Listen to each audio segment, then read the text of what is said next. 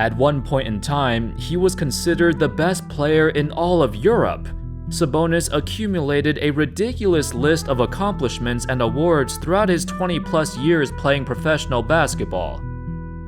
He was the original unicorn, a freak of nature, who possessed a skill set that most NBA players can only dream of. While nowadays fans and players alike respect his game and what he brought to the sport, it wasn't like that back in the day. Back in the 80s, when Sabonis still played for the Soviet Union, the relationship between the two countries was terrible, so there was very little coverage on Sabonis in the US. Some say he could have been the greatest center in NBA history if he joined the league during his prime. How's it going, folks? My name's Andy, and today let's take a look at the story of Arvydas Sabonis, one of the most dominant and unique big men to ever step foot onto the basketball court.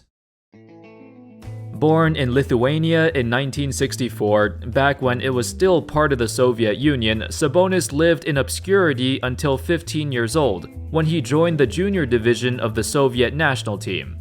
It was here where he started to take basketball seriously, and go through rigorous training for every World Cup and every Olympics, as the nation had a huge sense of pride in winning as many medals as they can.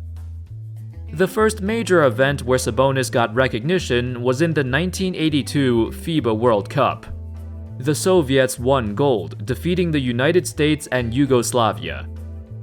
An 18-year-old Sabonis showed off his repertoire of post moves, his ridiculous court vision, and a smooth shooting touch, skills that were so rare among centers in the NBA, and Sabonis looked like a pro at just 18 years old.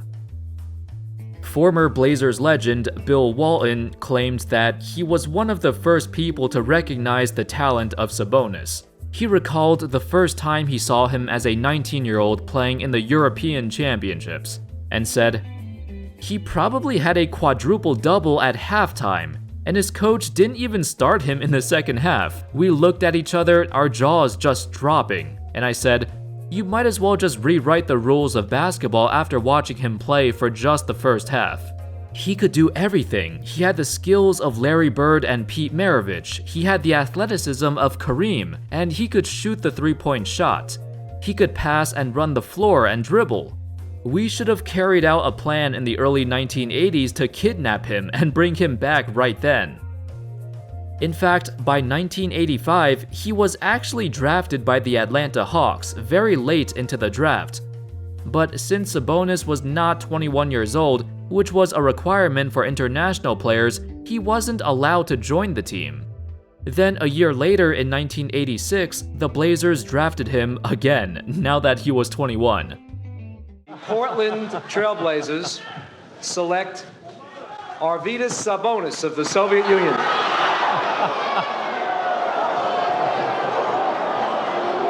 Well, now that's going to be an interesting selection.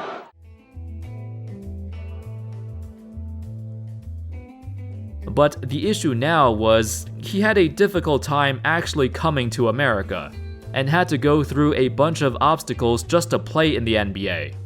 Occasionally, he would travel to the US and train with the Blazers a little bit, but it wouldn't be until a decade later when he suited up to play for them.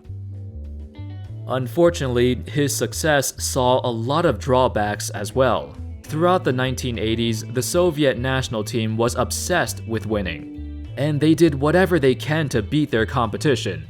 He was not given any time off from playing for the Soviet League or the Soviet national team, and it rapidly burned him down. Sabonis believed that because he was born in Lithuania and not Russia, him and the other Lithuanians were treated a lot worse than other members of the national team. When he wasn't playing for the national team, he was playing for Žalgiris, his hometown team in Lithuania. But since Lithuania was still part of the USSR, their players still had to represent the Soviet national team. However, there were a few times when Žalgiris, led by Sabonis, knocked out CSKA Moscow in the Soviet League tournaments. Coincidentally, the coach of both CSKA Moscow and the Soviet national team was a guy named Alexander Gomelsky. It was rumored that he didn't like how a small team in Lithuania was beating the Russians in their own tournaments. So he punished Sabonis by overworking him during practices with the Soviet national team in the World Cup and the Olympics. Sabonis didn't have much of a choice if he wanted to continue playing basketball, so he just toughened up and went through that rigorous training. But by 1986, around the same time he was considering coming over to the NBA, he suffered an Achilles injury, which he believed was the result of all the overtraining. In an article, it even said that there was a rumor that Coach Gomelski was getting paid under the table to keep Sabonis out of the NBA. This article stated, their relationship was certainly complex, with stories of Gomelski collecting money for keeping Sabonis in the Soviet Union and away from the NBA, and suggesting Sabonis' family would be endangered if he went to the United States. This leads us to 1988. The Olympics were around the corner, and it was initially unclear if Sabonis would play. Due to a bunch of nagging knee problems and back injuries, along with his recovery from a torn Achilles, he was not in good shape, especially not for a high-intensity tournament like the Olympics. In a New York Times article from 1988, it said, Portland officials argued that Sabonis was their draft pick and that they were protecting their investment. Portland doctors also told Soviet officials that Sabonis was not ready yet for play and should not participate in the Olympics. While Portland was setting up their own special treatments and training schedules for Sabonis, there was even more controversy with Team USA. The coach of Team USA was John Thompson, and apparently he, quote, accused the Trailblazers of improving Soviet chances of winning the gold by rehabilitating a key Soviet player in time for the Olympics. So not only was Sabonis getting ostracized by the USSR, but Portland was being accused of helping the enemy. So yeah, basically everywhere Sabonis went, a ton of controversy followed. All of these issues, along with his waning health, were the reasons why it took him so long just to come over to the NBA. Needless to say, he ended up playing and dominated the 1988 Olympics anyway, as the Soviet Union won the gold medal. Fast forward to 1992, and Lithuania would gain their independence, so Sabonis was now representing the Lithuanian national team. In the 1992 Olympics, he led Lithuania to the bronze medal, averaging about 24 points and 12 rebounds a game. Now, he had a lot more control over his own schedule. But at this point, he was half the player he once was. He never successfully recovered from the Achilles tear. He could still play, and he was still one of the best players in Europe, but despite being only 27 years old, he moved like an old man. Around this time, he also joined Real Madrid for a couple of years and helped them win back-to-back Spanish League titles, and was named the MVP twice, with averages of over 22 points and 13 rebounds. Everywhere he went, he absolutely dominated. Fast forward again to 1995, Sabonis was finally ready to come over to the States and play for Portland. According to GM Bob Whitsitt, the first thing he did was visit the team's physician. And, well, after looking at the x-rays, the physician said, Arvydas could qualify for a handicapped parking spot based on the x-ray alone. His body was in terrible shape. And yet, in his first ever season in the NBA, at 31 years old, he still greatly contributed to the Blazers' success. Listed at 7'3", 280 pounds, Sabonis was a beast of a man.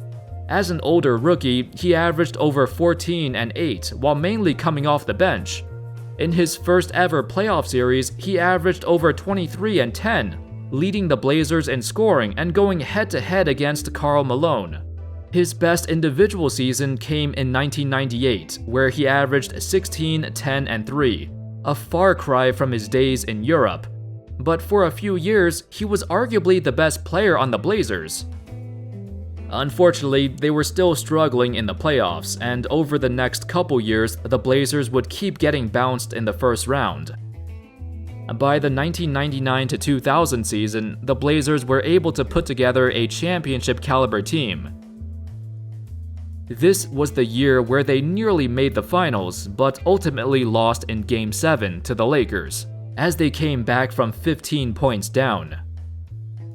After the devastating loss, Sabonis said, "It's one of the worst games that happened in my life. You have 3 or 4, this is one of them.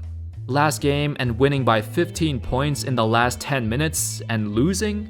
It's difficult to forget." After a few more years of playing, Sabonis would officially retire from basketball in 2004. The biggest question of his career has always been, what if? What if he wasn't run to the ground when he was younger? And what if he made the jump to the NBA sooner? While Sabonis had some very productive years in Portland, he was only a shell of his former self. In 2011, he would be inducted into the Hall of Fame with a ridiculous number of awards under his belt. One of the most decorated players of all time. His son, Domantas Sabonis, is looking like a really good player so far, so hopefully he can carry on his father's legacy. And before we end this video, I'll leave you guys with one last quote. This one was from George Karl, who actually coached Arvydas in the early 90s. People don't understand that when he was younger, Sabonis was a perimeter player, and he played facing the basket. He was a very athletic player, but then he tore up his Achilles in both feet, and he got bigger and thicker and wound up being more of a power player with the Trailblazers. And one of his biggest assets was his ability to pass the ball. He could score too, but you could run your whole offense through him, and his basketball IQ was off the charts. He was always a polished player, and very few Europeans are able to step right in and have a role without spending a few years developing that role. For years, he was the best player in Europe, in my mind. Thank you everyone so much for watching. I hope y'all enjoyed the video, and as always, I'll see you next time. Peace.